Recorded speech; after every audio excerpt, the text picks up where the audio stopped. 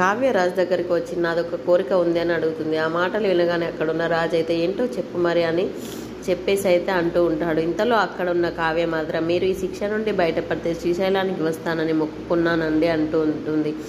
ఆ మాటలు వినగానే అక్కడున్న రాజు అయితే అంతే కదా, మనం ఖచ్చితంగా శ్రీశైలానికి వెళ్దామా, ఆ తర్వాత ఎక్కడికైనా వెళ్దామని అంటూ ఉంటాడు. ఆ మాటలు వినగానే అక్కడున్న కావ్య అయితే చాలా సంతోషిస్తుంది. ఇంతలో అక్కడున్న రాజు మాత్రం నీవు కోరిన ఈ చిన్న కోరిక కూడా తీర్చలేకపోతే ఎందుకు, నేను సరే నీకు నచ్చినట్లుగానే ఎక్కడికంటే అక్కడికి వెళ్దామని చెప్పేసి అయితే అంటూ ఉంటాడు. ఇంతలో యామిని ఒక రౌడీని పురమాయించి ఈ ఫోటోలో ఉన్న అమ్మాయిని నువ్వు ఎలాగైనా చంపేయాలని చెప్పి అయితే అంటుంటాడు. కావ్య ఫోటో అయితే ఇస్తూ ఉంటుంది. అది చూడకుండానే అక్కడున్న రౌడీ మాత్రం సరే మేడం, మీరు నాకు చెప్పిన ఆ పనిని పూర్తి చేస్తాను అని చెప్తూ ఉంటాను, మిగతాదంతా నేను చూసుకుంటాను, మీరు హ్యాపీగా ఉండండి అని చెప్పేసి అయితే అంటూ ఉంటాడు.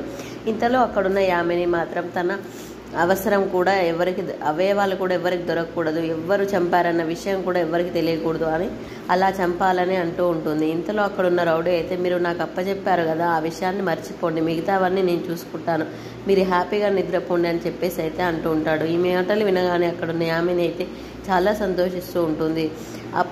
ఇప్పుడు కదా నాకు అసలైన కిక్కు అని అంటూ ఉంటుంది.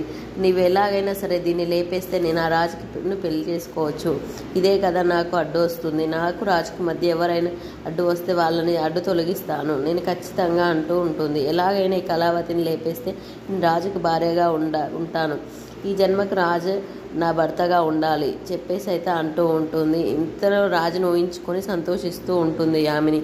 ఈరోజు ఎపిసోడ్ అయితే ఇలా సాగుతూ ఉంటుంది. Please subscribe my channel. Thank you.